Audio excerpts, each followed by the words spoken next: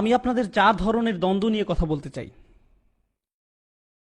চার ধরনের দ্বন্দ্ব আছে, চার ধরনের যুদ্ধ, চার ধরনের লড়াই এবং দ্বন্দ্ব। প্রথম দ্বন্দ্বটি আমার শরীর আর আত্মার মধ্যে। আমার অন্তর, আমার অন্তর যা আল্লাহর দিকে ফিরতে চায়, আর সে অন্তর যা দুনিয়ার জিনিস চায়। আমার ভিতরে একটা যুদ্ধ আছে, আপনার ভিতরেও একটা যুদ্ধ আছে। আমাদের মধ্যে এমন কেউ নেই যার মধ্যে এই যুদ্ধটি নেই। আধ্যাত্মিক তৃষ্ণা আছে, আবার জাগতিক তৃষ্ণাও আছে। জান্নাতের সৌন্দর্যের আকাঙ্ক্ষা আছে, আবার পার্থিব সৌন্দর্যের আকাঙ্ক্ষাও আছে। আপনি এটাকে পুরোপুরি দমন করতে পারবেন না, আর এ দুটোর মাঝে একটা দ্বন্দ্ব আছে। এটাই প্রথম যুদ্ধ। দ্বিতীয় লড়াইটি পুরুষ এবং নারীর মাঝে। তাদের একে অন্যের সাথে বসবাস করতে হয়, একে অন্যকে ঘৃণাও করে। এই ভালোবাসা ও ঘৃণার সম্পর্ক একটা চলমান সংগ্রাম। পুরুষের কি কি অধিকার আছে, নারীর কি কি অধিকার আছে। আপনি যদি নারীদের সে সিদ্ধান্ত নিতে দেন যে নারীদের কি কি অধিকার আছে, তারা শেষ করবে জুলুম করে। আপনি যদি পুরুষদের সিদ্ধান্ত নিতে দেন যে পুরুষ এবং নারীর কি কি অধিকার আছে, তারা শেষ করবে জুলুম করে নারীদের। এটা একটা চলমান যুদ্ধ। একটা উদাহরণ দিই, আপনি বিবাহ বিচ্ছেদের কোর্ট সম্পর্কে জানেন। যদি বিবাহ বিচ্ছেদ কোর্টের বিচারক একজন পুরুষ হয়ে থাকেন যার নিজেরও বিবাহ বিচ্ছেদ হয়েছে, আর তার সামনে যদি এমন একটা কেস থাকে, ভালো হবে আপনি যদি তার সামনে নারী না হন। কারণ বুঝতে পেরেছেন? কারণ তিনি পক্ষপাত দুষ্ট। দিন শেষে তিনি একজন পুরুষ, তিনি একজন নারীর মতো করে চিন্তা করতে পারেন না। আবার যদি বিবাহ বিচ্ছেদ কোর্টের বিচারক একজন মহিলা হয়ে থাকেন, ভালো হয় আপনি যদি তার সামনে পুরুষ কেউ না হন। বোঝা গেল? আমরা নিজেরা যা তা থেকে বের হতে পারি না, আমরা আমাদের পরিপ্রেক্ষিতের মধ্যে সীমাবদ্ধ। সুতরাং এখানে একটা দ্বন্দ্ব আছে, পুরুষের অধিকার ও দায়িত্বের মধ্যে এবং নারীর অধিকার ও দায়িত্বের মধ্যে একটা সামাজিক দ্বন্দ্ব আছে। এটা দ্বিতীয় দ্বন্দ্ব। প্রথম দ্বন্দ্বটি কি ছিল? দেহ এবং আত্মা। দ্বিতীয় দ্বন্দ্ব পুরুষ এবং নারী। তৃতীয় দ্বন্দ্ব পুঁজি এবং শ্রমের মধ্যে। তৃতীয় দ্বন্দ্বটি হচ্ছে মনিব এবং কর্মচারীর মধ্যে। মনিব বলেন তোমার বেশি কাজ করা উচিত এবং তোমার কম বেতন পাওয়া উচিত। কর্মচারী বলে আমার কম কাজ করা উচিত এবং আমার বেতন পাওয়া উচিত বেশি। তারা বিপরীত জিনিস চায়। মনিব বলেন তোমার বেশি সময় কাজে থাকা উচিত এবং কম সময় কাজ বন্ধ রাখা উচিত। কর্মচারী বলে আমার বেশিরভাগ সময় কাজ বন্ধ রাখা উচিত আর কম সময় কাজ করা উচিত। তারা বিপরীতমুখী এবং চলমান একটা সংগ্রাম। এ কারণে আপনাদের শ্রম অধিকার আছে, এ কারণে আপনাদের ন্যূনতম বেতন আছে, এ কারণে আপনাদের সংঘ আছে। আপনাদের এই জিনিসগুলো পৃথিবীতে আছে কারণ একটা দ্বন্দ্ব আছে পুঁজি এবং শ্রমের মধ্যে। প্রথম দ্বন্দ্বটি কি ছিল? দেহ এবং আত্মা। দ্বিতীয় দ্বন্দ্ব পুরুষ এবং মহিলা। তৃতীয় দ্বন্দ্ব মনিব এবং কর্মচারী। শেষ দ্বন্দ্ব সরকার এবং জনগণ। এটা ব্যাপার না যে আপনি কোথায় আছেন। সরকার আপনার কাছে আরো কর চাইবে, আরো কর্তৃত্ব চাইবে, আরো নিয়ন্ত্রণ চাইবে, আর জনগণ চাইবে আরো স্বাধীনতা। আপনি যদি সরকারকে সব সিদ্ধান্ত নিতে দেন, সেটা স্বৈরতন্ত্র হয়ে যাবে। আর যদি আপনি জনগণকে সব সিদ্ধান্ত নিতে দেন, এটা একটা বিশৃঙ্খলা হয়ে যাবে। এখানে একটা ভারসাম্য থাকতে হবে, ভারসাম্য আনতে হবে। আর আপনি জানেন সেই ভারসাম্য খোঁজাকে আমরা বলি ন্যায় বিচারের জন্য লড়াই। হ্যাঁ, আমরা এটাকে ন্যায় বিচারের জন্য লড়াই বলি। এটা এক ধরনের রাজনৈতিক ন্যায় বিচার, ঠিক আছে? সরকার এবং জনগণের মাঝে ভারসাম্য খোঁজা, মনিব এবং কর্মচারীর মাঝে ভারসাম্য খোঁজা, পুরুষ এবং নারীর মাঝে ভারসাম্য খোঁজা। এখন বিষয়টা হলো এসব দ্বন্দ্বে কে সিদ্ধান্ত নেবে যে কোনটা ন্যায্য? এটাই শেষ চমক ফাতিহার। ফাতিহার শেষ নির্দেশনা। দিন শেষে একজন মানুষ হয় পুরুষ হবে নয়তো নারী। তার মানে তারা হয় পুরুষের মতো করে চিন্তা করবে অথবা নারীদের মতো। দিন শেষে একজন মানুষ হয় মনিব হবে নয়তো একজন কর্মচারী। সুতরাং তারা হয় একজন মনিবের মতো ভাবতে পারে অথবা ভাবতে পারে একজন কর্মচারীর মতো। দিন শেষে কেউ হয় সরকারের প্রতিনিধি হবে নতুবা প্রতিনিধি হবে জনগণের পরিপ্রেক্ষিতে। আপনার একই সাথে দুটো প্রেক্ষাপট থাকতে পারে না, এটা সম্ভব না। সুতরাং দেখা যাচ্ছে এই দ্বন্দ্ব কখনো শেষ হবার নয়, এই লড়াই কখনো শেষ হবার মতো নয়। আল্লাহ আযজা ওয়া জাল্লা আমাদের এই চিরন্তন বিষয়গুলোর উত্তর দিয়েছেন। আর প্রসঙ্গত আমাদের ভেতরে কখনো আপনার দেহ জয়ী হবে, কখনো আপনার আত্মা জয়ী হবে। কারণ আমরা বস্তুবাদী মানুষে পরিণত হয়েছি, আমরা আমাদের আত্মার চাহিদাগুলো পিষে ফেলেছি। আবার কিছু মানুষ বলছে না আমাদের আধ্যাত্মিক মানুষ হওয়া উচিত, আর তারা হয়ে যায় অতিরিক্ত আধ্যাত্মিক। তারা ভালো করে খাওয়া বন্ধ করে দেয় এবং তারা অদ্ভুত রকমের হয়ে যায়। তারা ভাবে এটাই আধ্যাত্মিকতা। আপনার একটা ভারসাম্য খুঁজে পেতে হবে আধ্যাত্মিকতা এবং পৃথিবীতে বসবাস করার মধ্যে। আপনি কিভাবে সেই ভারসাম্য খুঁজে পাবেন? আল্লাহ আজ্জা ওয়া জাল্লা এই সূরাতে বলছেন একটা বাক্যে, এটাই ভারসাম্য। ইহদিনাস সিরাতাল মুস্তাকিম, আমাদেরকে সোজা পথে পরিচালনা করুন। এটা পুরুষের দিকেও ঝুঁকেনি, আবার এটা নারীর দিকেও ঝুঁকেনি। এটা অতিমাত্রায় আত্মার দিকেও ঝুঁকেনি, আবার এটা অতিমাত্রায় দেহের দিকেও ঝুঁকেনি। এটা অতিমাত্রায় পুঁজির দিকেও না, আবার এটা অতিমাত্রায় শ্রমের দিকেও না। আমাদেরকে মধ্যবর্তী পথটা দেখান, যাতে আমরা একটা সুখী জীবনযাপন করতে পারি। আমাদের সেটা দেখান। সুবহানাল্লাহ। কারণ আল্লাহ সৃষ্টি করেছেন আমার দেহ, আবার তিনি সৃষ্টি করেছেন আমার আত্মা। আর তিনি যা সৃষ্টি করেছেন তার উভয়ের প্রতি তিনি যত্নবান। তিনি একটাকে বা অন্যটাকে ঘৃণা করেন না, তিনি দুটোরই তত্ত্বাবধায়ক। তিনি সৃষ্টি করেছেন পুরুষ, আবার সৃষ্টি করেছেন নারী। তিনি সৃষ্টি করেছেন সরকার, আবার তিনি সৃষ্টি করেছেন জনগণ। তিনি উভয়ের প্রতিই যত্নবান। আর তিনিই একমাত্র একজন যিনি আমাদের ভারসাম্য দিতে পারেন। মানবতা এই ভারসাম্যটাই খুঁজে বেড়াচ্ছে। এই লড়াইটাই আমরা খুঁজে বের করার চেষ্টা করছি। সুবহানাল্লাহ। যারা নামাজের ব্যাপারে যত্নহীন, অবহেলাকারী, বেপরোয়া থেকে তারা কারা? যারা নামাজের ব্যাপারে যত্নহীন, অবহেলাকারী, তারা কারা? রাসূল সাল্লাল্লাহু আলাইহি ওয়াসাল্লামকে জিজ্ঞেস করা হলো। তিনি বললেন, যারা সালাতের ওয়াক্ত চলে গেলে সালাত আদায় করে। আমি সবকিছু একসাথে করে নিব, অথবা একেবারে শেষ সময় পর্যন্ত অপেক্ষা করব, শেষ মুহূর্তে, তারপর এটা করে নিব। অবহেলা, গরিমসি করতেই থাকে। নামাজের ছোট বড় প্রতিটা অংশে অবহেলা। আপনারা হয়তো জেনে থাকবেন, কোরআনে একটা আয়াত আছে, আসলে বিভিন্ন জায়গাতেই আছে, আপনাদের একটু ধারণা দেওয়ার জন্য, যে সালাত আসলে আল্লাহ সুবহানাহু ওয়া তাআলার কাছে ঠিক কতটা মূল্য বহন করে। সালাত আসলে কি? কোরআনের এক জায়গায় দেখা যায় আল্লাহ এবং মূসা আলাইহিস সালামের মধ্যে কথোপকথন চলছে। আল্লাহ তাআলা মূসার কাছে নিজেকে পরিচয় করিয়ে দিচ্ছেন। হ্যাঁ, আল্লাহ নিজেই। আল্লাহ কি বলছেন? ইন্নানি আনাল্লাহ, কোনো সন্দেহ নেই আমি আল্লাহ। ফাবুদনি, আমার ইবাদত করো, আমারই দাসত্ব করো। ওয়া আকিমিস সালাতা লিযিকরি, আর সালাত প্রতিষ্ঠা করো যাতে আমার কথা স্মরণে থাকে। এখন একটু ভেবে দেখুন, মূসা আলাইহিস সালাম এখানে আল্লাহর সাথে কথা বলছেন। আপনার কি মনে হয় যে এখন আল্লাহকে ভুলে যাওয়া ওনার পক্ষে সম্ভব? যখন আপনি গুরুত্বপূর্ণ কারোর সাথে কথা বলেন, আপনি কখনোই ভুলবেন না, কখনোই না। এরপর কারোর সাথে দেখা হলে আপনি বরং বলবেন, আরে জানো আমার কার সাথে সাক্ষাৎ হলো, জানো কি আমার বাসায় এসেছিল, এই জানো এইমাত্র কার সাথে কথা বললাম। যখন গুরুত্বপূর্ণ কারোর সাথে আপনার সাক্ষাৎ হয়, এটা আপনার মনে পুরোপুরি গেঁথে যায়। আর দেখা যায় পরবর্তীতে যার সাথে আপনার দেখা হচ্ছে, আপনি শুধু সেই বিশেষ সাক্ষাতের কথাই বলতে থাকেন। জানো কার সাথে আমার কথা হয়েছে? মানুষজন চিন্তায় পড়ে যায়, কার সাথে কথা হতে পারে? আল্লাহ আজ্জা জাল্লা। কিন্তু আল্লাহ বলছেন, না না না, এই স্মরণে কাজ হবে না। যদি আসলেই আমাকে স্মরণ করতে চাও, তোমাদেরকে সালাত প্রতিষ্ঠা করতে হবে। সেই আয়াতটি মনে আছে আপনাদের? ইন্না সালাতি ওয়া নুসুকি ওয়া মাহইয়ায়া ওয়া মামাতি লিল্লাহি রাব্বিল আলামিন। সাধারণ অনুবাদ করলে যার অর্থ দাঁড়ায়, সন্দেহ নেই আমার সালাত, আমার কুরবানি, আমার জীবন, আমার মরণ শুধুমাত্র বিশ্বজগতের পালনকর্তা আল্লাহর জন্য। জীবন মৃত্যু এগুলো অনেক বড় বিষয়, কিন্তু প্রথমে আসলো কি? সালাত। সালাত আল্লাহর জন্য। আমি ভাবছিলাম সালাত আসবে সবার শেষে। আমার জীবনই যখন আল্লাহর, সালাত তো জীবনেরই অংশ। কিন্তু না, সালাত প্রথমে, জীবন মরণ আসছে পরে। সুবহানাল্লাহ। দেখেছেন তাহলে সালাতের অবস্থান আল্লাহ তাআলার নিকট কোথায়? আর সূরা বাকারাতে আল্লাহ তাআলা সালাতকে সালাত না বলে বলেছেন ঈমান। হ্যাঁ, সালাত শব্দটির জায়গায় ব্যবহার করেছেন ঈমান। আল্লাহ তোমাদের ঈমান বৃথা নষ্ট করবেন না। ওমা কানা আল্লাহু লিইউদিয়া ঈমানাকুম। যখন কিবলা পরিবর্তিত হলো, বনী ইসরাইল এসে বলল, আহা, তোমাদের আগের সব নামাজ তাহলে বৃথা গেল। আল্লাহ বললেন, আল্লাহ কখনোই তোমাদের ঈমান বৃথা যেতে দিবেন না। এখানে কি নিয়ে আল্লাহ কথা বলছিলেন? সালাত। তাহলে যদি এটি আল্লাহর সাথে সম্পর্কিত হয়, আল্লাহর কাছে ঈমান আর সালাতের মধ্যে কোনো পার্থক্য নেই। আর হ্যাঁ, ঈমান আসলে কিসের প্রতীক? ঈমান কোথায় থাকে? এটার জায়গা কোথায়? এটা কি আমাদের চোখে, হাতে, কানে, জিহ্বা কিংবা মনে থাকে? কোথায় থাকে ঈমান? আমাদের হৃদয়ে। একইভাবে আমাদের সালাতও হৃদয়েই। আর এই অপরাধীদেরও আছে সালাত, কিন্তু সেটা উপস্থিত নেই কোথায়?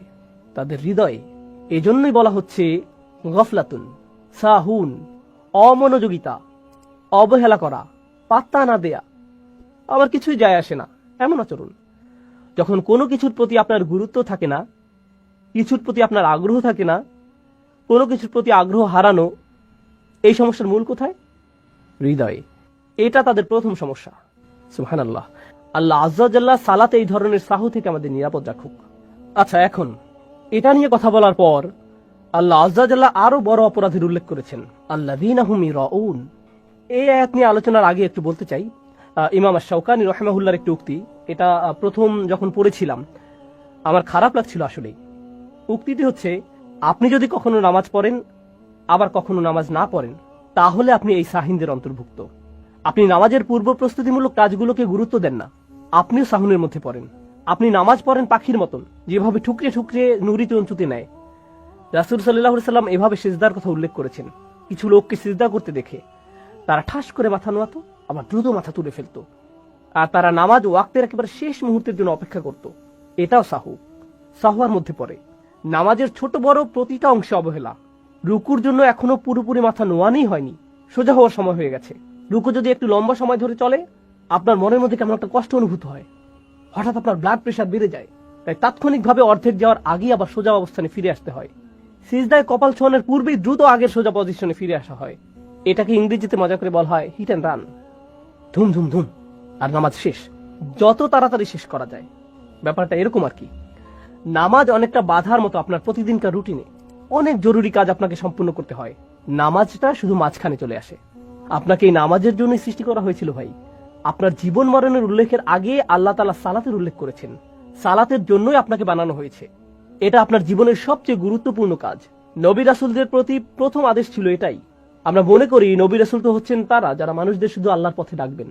সূরাতুল মুদ্দাসসিরের থেকে আমাদের এই বুঝ, যাও মানুষদেরকে সতর্ক করো। কিন্তু সূরা মুদ্দাসসিরের আগে আসে সূরা মুজাম্মিল, আর সূরা মুজাম্মিলে প্রথমে রাসূল সাল্লাল্লাহু আলাইহি সাল্লামকে কি করতে বলা হয়েছে? সালাত। কুমিল লাইলা ইল্লা কলিলা, আগে নামাজ পড়ে নাও, দাঁড়াও, তারপর মানুষদেরকে সতর্ক করবে। সুবহানাল্লাহ, সৃষ্টিকর্তা থেকে সে কেমন বিধান যেটা আমরা পরোয়া না করে থাকতে পারি, অবহেলা অযত্নে পার করি। আল্লাহ বলেন সে তো এমন মানুষ, নামাজ পড়লো কি না পড়লো তাতে কিছুই যায় আসে না তার। পাঞ্জাবের ভাষায় বললে গাল্লি কই নেই, অর্থাৎ কোনো ব্যাপার না, এটা আর এমন কি, সব ঠিক আছে, এত বাড়াবাড়ি করার কি আছে এগুলো নিয়ে, আর এত শুধু মাগরিবের নামাজ, আর ঠিক আছে, এখনো সময় আছে, সময় আছে তো। আর আপনি মনে মনে এভাবে বলতে থাকেন, নিজেকে বোঝাতে থাকেন। সুবহানাল্লাহ। যাই হোক, মুসলিমদের অন্তত পক্ষে তাদের প্রতিদিনকার কাজকর্ম, স্পেশালি তাদের সামাজিক কাজকর্মগুলো নামাজকে কেন্দ্র করে সাজানো উচিত। ইন্নাস সালাতা কানাত আলাল মুমিনিনা কিতাবাম মাওকুতা। কোনো সন্দেহ নেই সালাত বিশেষভাবে মুমিনদের ক্ষেত্রে এটা তো তাই যা তাদের নির্দিষ্ট সময় জুড়ে থাকে। ইন্নাস সালাতা কানাত আলাল মুমিনিনা কিতাবাম মাওকুতা। কোনো সন্দেহ নেই সালাত বিশেষভাবে মুমিনদের ক্ষেত্রে এটা তো এমনই যা তাদের নির্দিষ্ট সময় জুড়ে থাকে। এটাকে কেন্দ্র করে তাদের জীবন সাজানো হয়। আর আল্লাহ এখানে আল্লাযীনা আমানু বলেননি, তিনি বলেছেন আল মুমিনিন।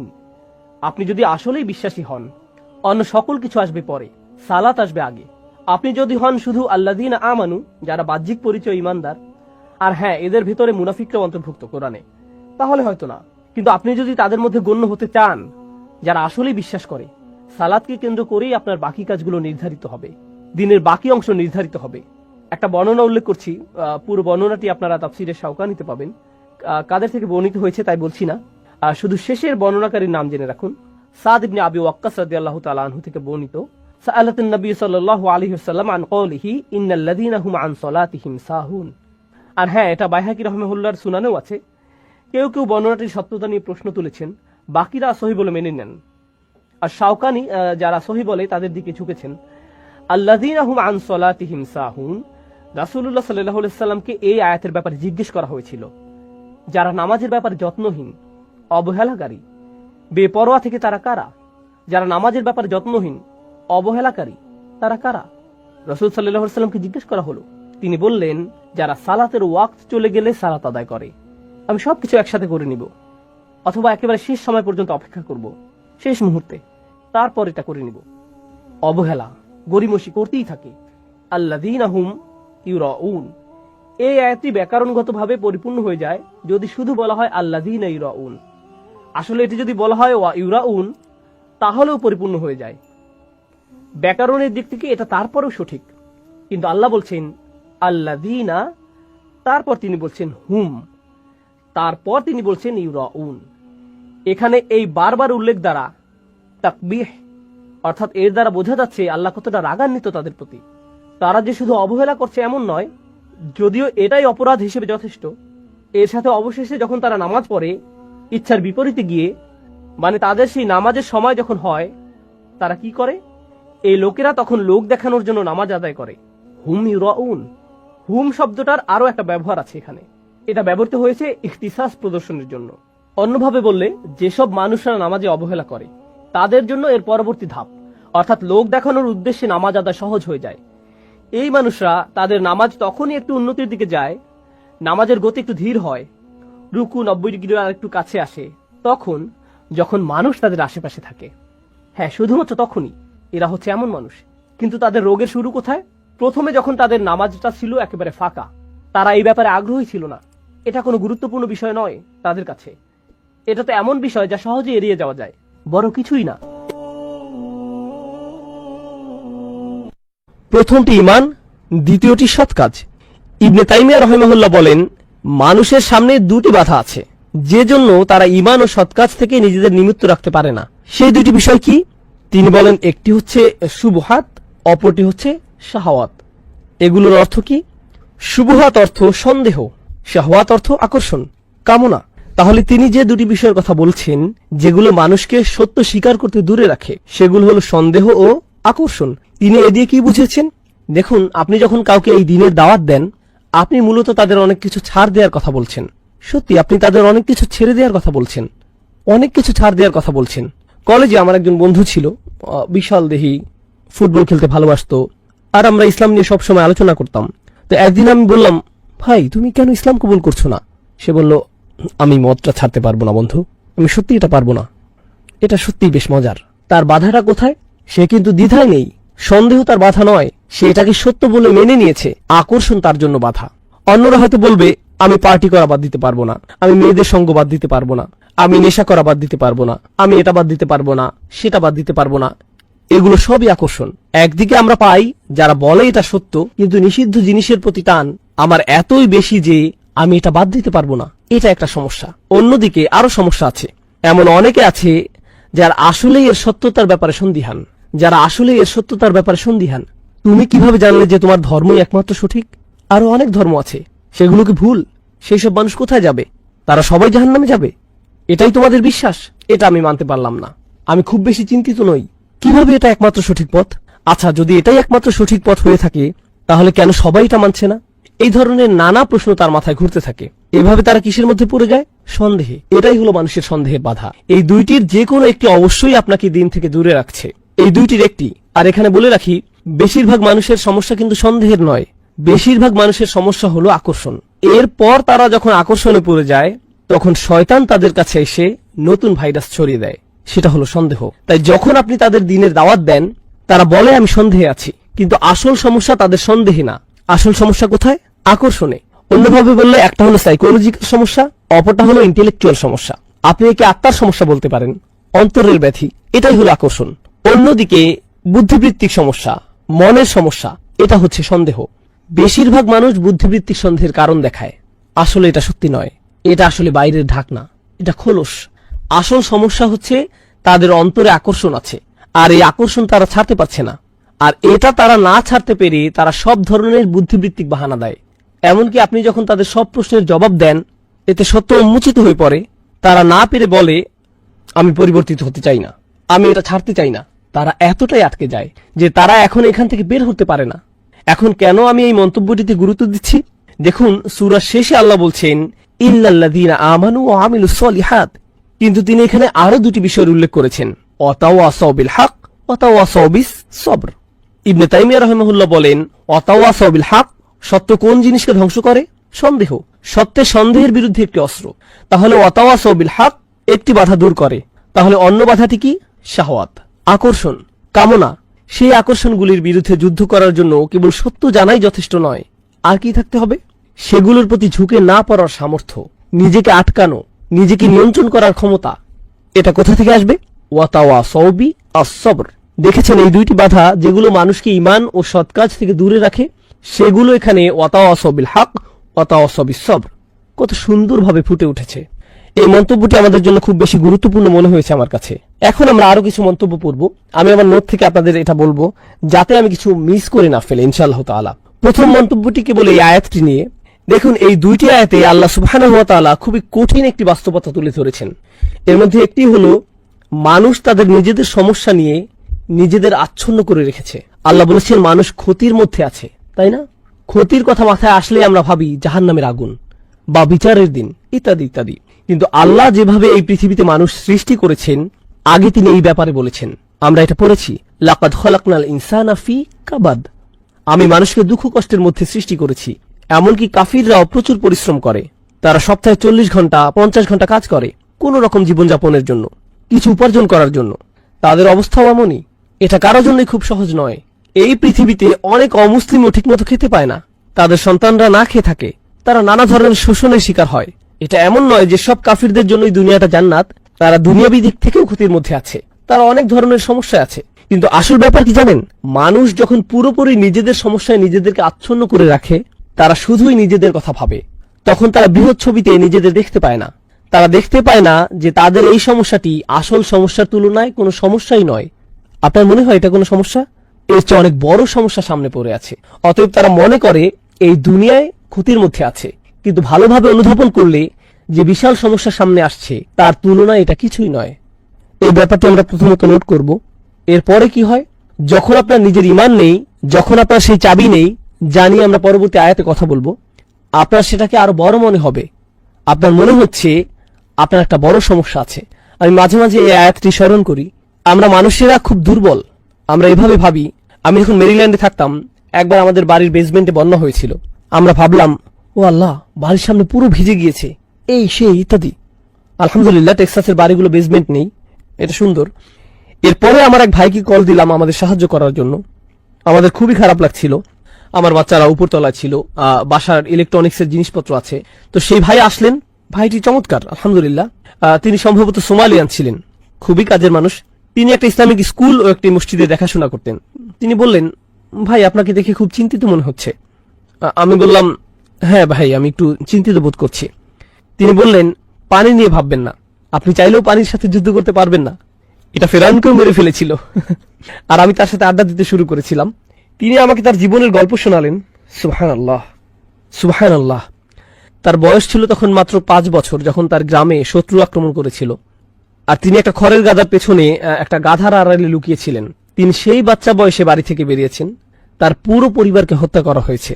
তিনি ছিলেন তার পরিবারের একমাত্র বেঁচে যাওয়া সদস্য। মাত্র 5 বছর বয়স থেকে তিনি একাই বেঁচে আছেন। তিনি একাই প্রায় আফ্রিকার অর্ধেকটা ঘুরে বেরিয়েছেন। তিনি ইথিওপিয়া গিয়েছেন, সেখান থেকে খালিজে পৌঁছেছেন। তিনি একজন আলেমের সাথে কাজ শুরু করেন, কিছুটা ব্যবসা বাণিজ্য শেখেন, নিজে একজন ইঞ্জিনিয়ার হয়ে ওঠেন। অসাধারণ গল্প। আর যখন আমি তার গল্প শুনলাম, আমার মনে হলো, ভাই, আমার কোনো সমস্যাই নেই। আপনি আপনার নিজের সমস্যায় ডুবে থাকেন, আপনার সেটাকে অনেক বড় মনে হয়। এটা হলো মানুষের জন্য আরেকটি ক্ষতি। মানুষ নিজেদের সমস্যার দিকে তাকালে বুঝতে পারবে না সে যে সমস্যায় আছে তা অন্যদের সমস্যার তুলনায় কিছুই না। তার মধ্যে আল্লাহর প্রতি কৃতজ্ঞতা বোধ কাজ করবে না। আর যখন এমনটি হবে, মানুষ যখন প্রচন্ডভাবে নিজেদের নিয়ে ব্যস্ত হয়ে পড়ে, তারা তাদের নিজেদের সমস্যা নিয়ে ব্যস্ত হয়ে পড়ে, তারা 3টি জিনিসের শিক্ষা থেকে বিমুখ হয়ে পড়ে। 3টি জিনিসের প্রতি আমি এখানে আলোকপাত করব। এর প্রথমটি হলো আল্লাহর সৃষ্টি থেকে পাওয়া শিক্ষা। তারা আল্লাহর সৃষ্টিগুলোকে চিহ্ন হিসেবে দেখে না, যা মানুষের জীবনের আসল উদ্দেশ্যের প্রতি স্মরণ করিয়ে দেয়। আপনার জীবনের আসল সমস্যাগুলো কি? টাকা পয়সার সমস্যা কোনো সমস্যাই না, স্বাস্থ্যগত সমস্যা কোনো সমস্যাই না। ইমানের সমস্যা আসলে অনেক বড় সমস্যা। তুলনা করতে চাইলে এটা অন্যান্য সমস্যার তুলনায় কোনো সমস্যাই না। আপনার হয়তো সামাজিক সমস্যা আছে, এটা কিছুই না। চাকরির সমস্যা কোনো সমস্যাই না।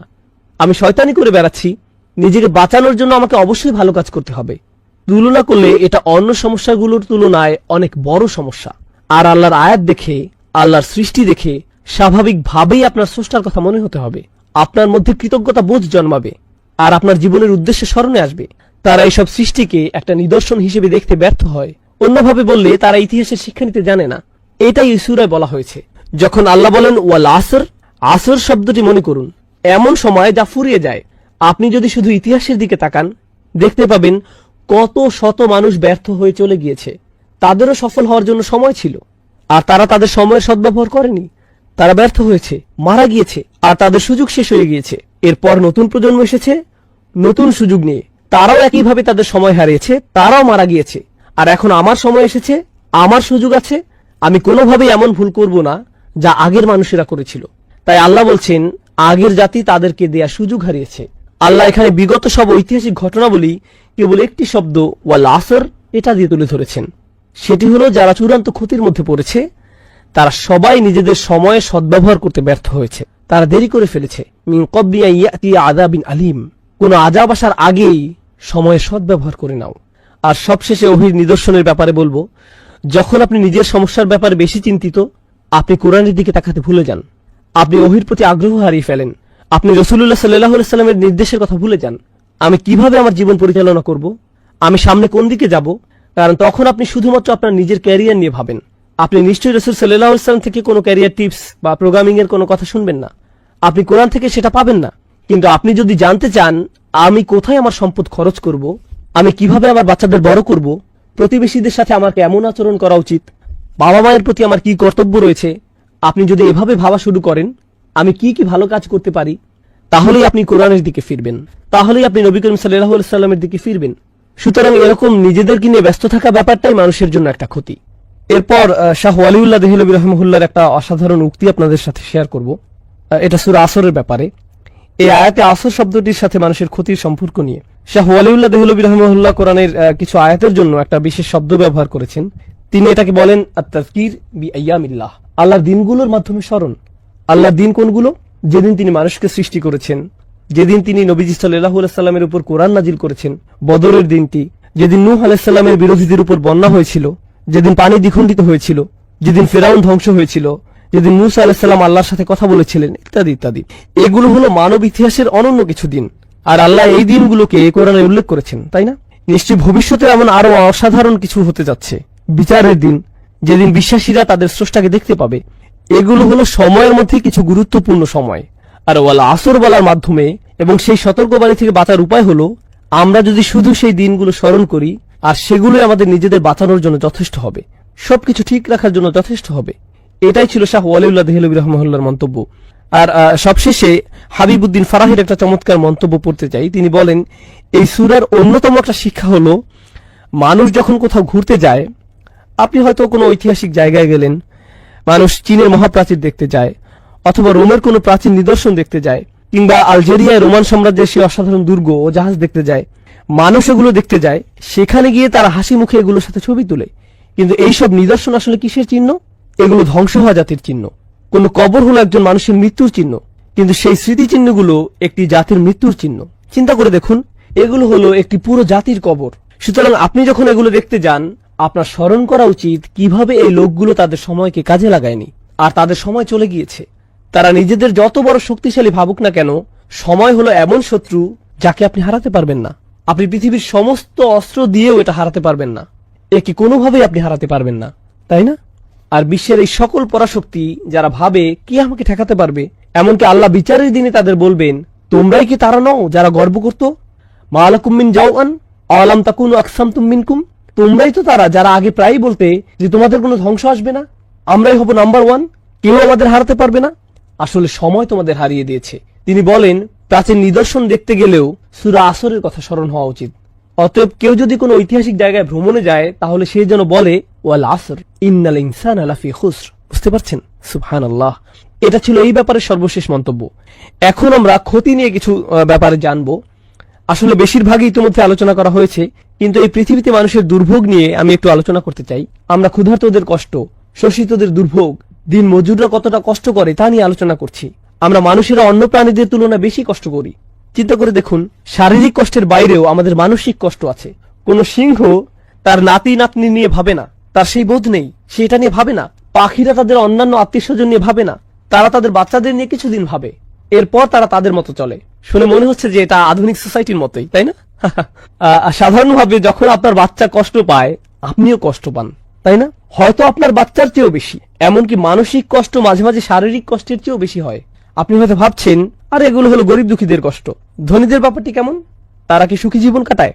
আসলে মোটেই তা নয়। বিশ্বের ধনী দেশগুলোতে আত্মহত্যার হার সবচেয়ে বেশি। এমনকি আমেরিকাতেও দেশের সবচেয়ে ধনী অঞ্চলগুলোতে আত্মহত্যার হার বেশি। যে দরিদ্র কৃষক হয়তো দিনে 2 বেলা ঠিকমতো খেতে পায় না, রাতে শান্তির ঘুম দেয়, কিন্তু যার কোটি কোটি টাকা আছে, তার হয়তো 6টা বেডরুম আছে, যেখান থেকে সে বাছাই করবে কোথায় সে ঘুমাবে, সে রাতে ঘুমাতে পারে না, তার অ্যান্টি ডিপ্রেশনের ওষুধ খেতে হয়, সে মানসিকভাবে মরে যাচ্ছে। অতএব সবাই কোনো না কোনো ক্ষতির মধ্যে আছে, সবাই কোনো না কোনো সমস্যা আছে, প্রত্যেকেরই আছে। আর আল্লাহ আজ্জা জাল্লা এই সূরায় কেবলমাত্র চূড়ান্ত ক্ষতির থেকে বাঁচার ভরসা দেননি, যা হলো আখিরাত। আখিরাত হলো চূড়ান্ত ক্ষতি, জাহান্নামের আগুন, আল্লাহর সামনে দাঁড়িয়ে আপনার নিজের কাজের বর্ণনা দেয়া, সেটাই হলো চূড়ান্ত ক্ষতি। বরং তিনি এই দুনিয়ায় কিভাবে ক্ষতি থেকে বাঁচা যায় সেটাও বলে দিয়েছেন। কিভাবে ডিপ্রেশন থেকে বাঁচা যায়, কিভাবে অস্বস্তি থেকে বাঁচা যায়, কিভাবে ভয় শোষণ থেকে বাঁচা যায়, তিনি আমাদেরকে এই সব কিছুর সমাধান দিয়েছেন এই আয়াতে। ইল্লাল্লাযীনা আমানু ওয়া আমিলুস সলিহাত। আমরা যখন এই সমাধানটি ভালোভাবে বোঝার চেষ্টা করব, এটা শুধু আখিরাতের সমাধান নয়, এটা দুনিয়ারও সমাধান। কারণ দিন শেষে মানুষের চরম ক্ষতি আখিরাতে হলেও দুনিয়াতে অনেক ক্ষতি হয়ে থাকে, এখানেও ক্ষতি হয়। আর আল্লাহ তাআলা এই অনন্য সূরাটিতে দুটির সমাধানই একসাথে দিয়েছেন। আল্লাহ তাআলা বলেন, ইয়া আইয়ুহাল ইনসান ইন্নাকা কাদিহুন ইলা রাব্বিকা কাদহান ফামুলাকিহ। অসাধারণ আয়াত। ওহে ভুলমনা মানুষ, তুমি ধীরে ধীরে এগিয়ে যাচ্ছ, তুমি ক্রমশই এগিয়ে যাচ্ছ। তুমি এটা পছন্দ করো বা না করো, তুমি ক্রমশই আল্লাহর দিকে এগিয়ে যাচ্ছ। আর তুমি অবশ্যই তার সাথে সাক্ষাৎ করবে। তুমি যাই ভাবো না কেন, তুমি এর কোনো প্রস্তুতি নিয়েছো বা নাওনি, তুমি গুরুত্ব দাও বা না দাও, তুমি এটা শুনতে চাও কিংবা না চাও, প্রতি মুহূর্তে তুমি তার সাথে দেখা করার দিকে এক ধাপ করে এগিয়ে যাচ্ছ। প্রতিটি দিন পার হচ্ছে আর তুমি তার সাথে দেখা করার জন্য একটু একটু করে এগিয়ে যাচ্ছ। তুমি পাপের মধ্যে তোমার জীবন কাটাতে পারো, পার্টি করে তোমার সময় কাটাতে পারো, যেন কোনো আগামীকাল নেই। আসলে আগামীকাল বলে কিছু আছে এবং সেটা আসছে, আর তখন তুমি তার সাথে দেখা করবে। অতএব এটাই হলো সেই অসাধারণ শিক্ষা যা এই সূরায় অন্তর্নিহিত আছে। এখন আমি আপনাদের এই দুইটিকে একত্রিত করে বলবো। একটি হলো দুনিয়ার ক্ষতি, অপরটি হলো আখিরাতের ক্ষতি। এই দুনিয়া হয়তো কেউ বলবে, ভাই আমার যদি একটা ভালো চাকরি থাকতো, আমার যদি গাড়ি থাকতো, আমি যদি এই মেয়েটিকে বিয়ে করতে পারতাম, আমার যদি এটা থাকতো, আমার যদি সেটা থাকতো, আমার যদি এই সমস্যা না থাকতো, আমার যদি সেই সমস্যা না থাকতো। আর আখিরাতে কি হবে? ইয়া লাইতানি কুনতু তুরাবা। হায় আমি যদি ময়লা হতাম। আপনি কি অবস্থাটা বুঝতে পারছেন? সুবহানাল্লাহ। আপনি কি মনে করেন এই দুনিয়ার সমস্যাগুলো অনেক বড়? বিশাল বড় সমস্যা আসছে। সুবহানাল্লাহ। আপনি যদি মানুষের এই ক্ষতি অনুধাবন করতে পারেন, তাহলে আপনি ইন্নাল ইনসানা লাফি খুসর এটা অনুধাবন করতে পারবেন। এখন আমরা এই সূরার শেষ আয়াতটি পড়ব ইনশাআল্লাহ তাআলা। মনে রাখবেন এই সব কিছু আসলে একটি বাক্য। এই পুরো সূরাটি আল আসর ইন্নাল ইনসানা লাফি খুসর ইল্লাল্লাযীনা আমানু ওয়া আমিলুস সলিহাত ওয়া তাওয়াসাউ বিল হক ওয়া তাওয়াসাউ বিস সবর। ভাষাগতভাবে এটি আসলে একটি বিবরণ, একটি আলোচনা, এগুলো বিচ্ছিন্ন নয়। আমরা এতক্ষণ যে ব্যতিক্রমী গুণগুলো নিয়ে আলোচনা করেছি, এমন মানুষ সবসময় সংখ্যায় কম হয়, আর এই ব্যতিক্রমী গুণগুলো যাদের মধ্যে থাকে না, এরা সবসময় সংখ্যায় বেশি থাকে। অন্যভাবে বললে যারা ক্ষতির মধ্যে আছে এরাই সংখ্যায় বেশি, আর যারা সফল মানুষ তাদের সংখ্যা কম। সমাজের আরেকটা ব্যাপার আমাদের জানা প্রয়োজন। আসলে এভাবেই পৃথিবী চলে। বেশিরভাগ মানুষ ভালো মন্দ নির্ধারণ করে, বেশিরভাগ মানুষ সমাজের গতি প্রকৃতি ঠিক করে, বেশিরভাগ সমাজের আদর্শ রূপ নির্ধারণ করে। মনোবিজ্ঞানে স্বাভাবিক আচরণকে কিভাবে ব্যাখ্যা করা হয় জানেন? স্বাভাবিক আচরণ তাকে বলা হয় যা সবাই করে, আর অস্বাভাবিক আচরণ বলা হয় তাকে যা অন্যরা করে না। অন্যভাবে বললে, সবাই একদিকে গাড়ি চালাচ্ছে আর আপনি অন্যদিকে গাড়ি চালাচ্ছেন, আপনি ভুল করছেন।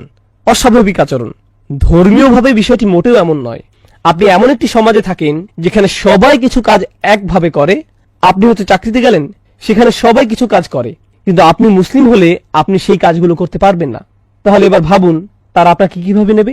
শুধু মুসলিম নয়, বরং অদ্ভুত, অস্বাভাবিক। আপনি মিশতে পারছেন না।